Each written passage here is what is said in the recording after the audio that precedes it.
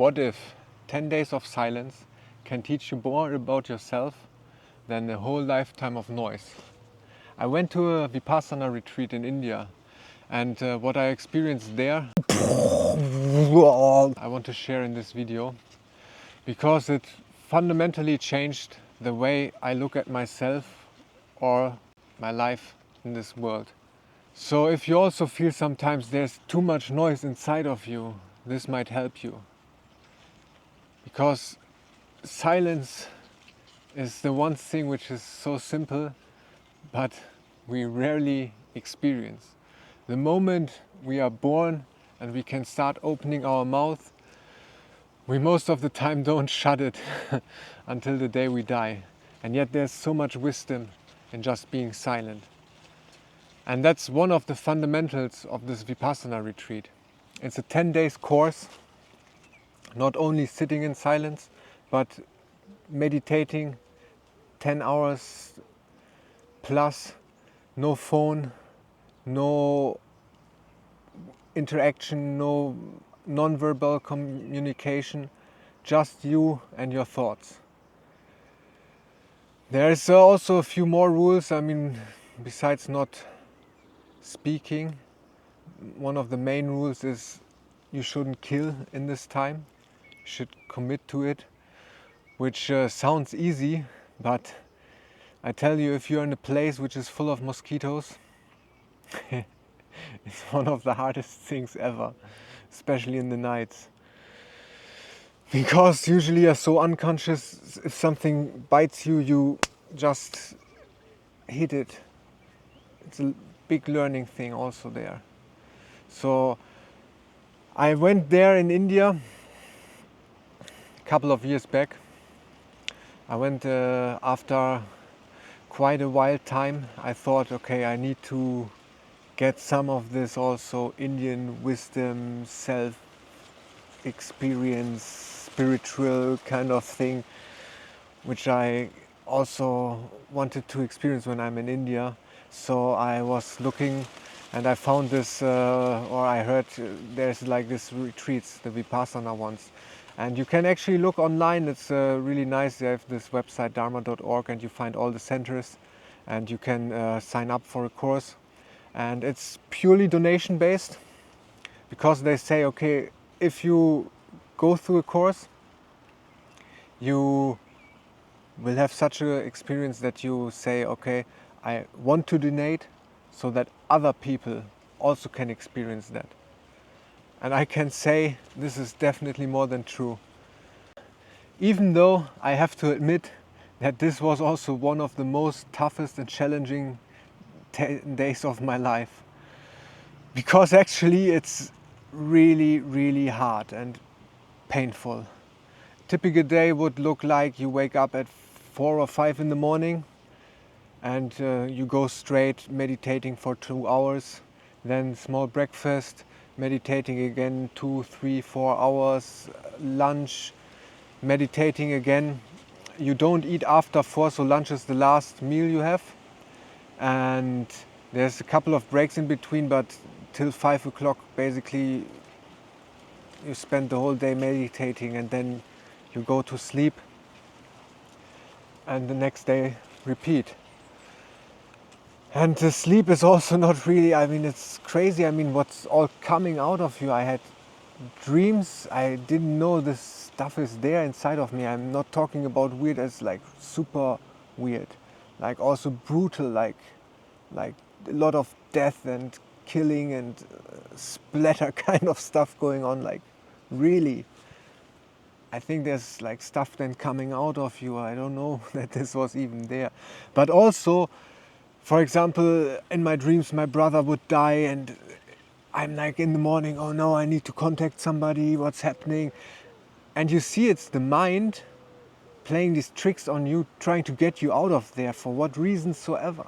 Because it realizes, oh shit, it's going on my existence, on this ego, so it tries to get you out of there.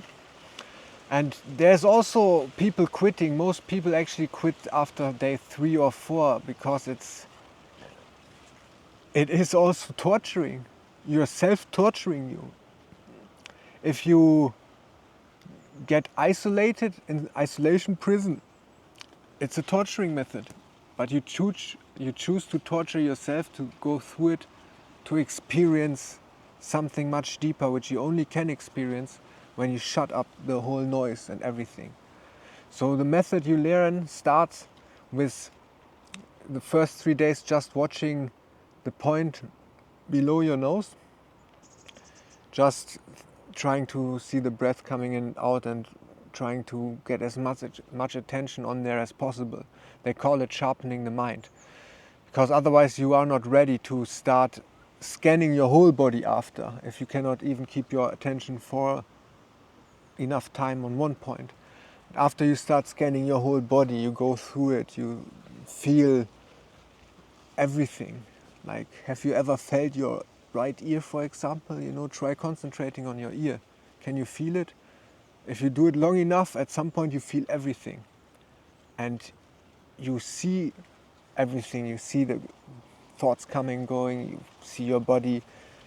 You really experience that you are watching your body, you are in massive pain, and you try to watch the pain and try to let it go or acknowledge it, go on.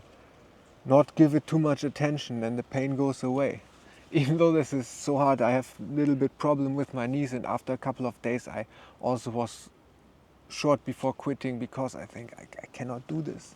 As is too much, why would somebody do it to themselves? And I was walking outside, it felt a bit like a prison yard, and in the small breaks you go there and you walk, and I see this ant, small ant, and has like something, caught something like, looked a bit like a potato chip or something. I mean, like massive in comparison to the ant. And it really struggled getting this thing. And each round I made, I saw it got a few centimeters. And after a while it was gone. And then I thought, okay, if this ant can do this, I can also get myself together and sit through this 10 days. And I'm so happy that I did. Because what I experienced after, I think like day 6 or 7 maybe, something like this, was the wildest thing ever. I'm sitting there doing my own thing, trying to do the lessons like scanning the body, scanning your pain in your knee and go on. And all of a sudden I feel this immense energy forming up in my root chakra, I would say. I really could feel it there. And I'm like, okay, things can come and go, you can acknowledge it, let it go on with your thing. Okay, it's getting stronger and stronger. And then suddenly I gave it a bit more attention, and all of a sudden it's going up. And then I said, okay, fuck it, that feels so nice. I'm going now with this. And I'm breathing. And every time I breathe, it's going up and up, more up. And then the moment I breathe and it reached my head,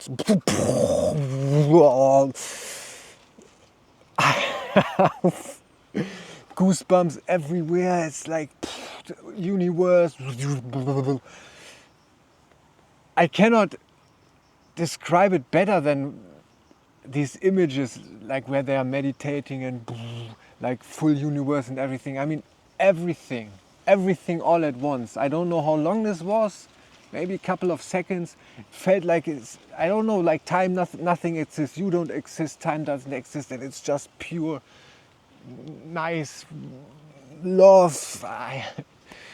Like, whoa, wow, wow. And it went away then after, but what stayed is like here, this point is like pulsating. And I come back and I look around and everything is like glowing, more intense. And I'm like, whoa, I'm actually tripping.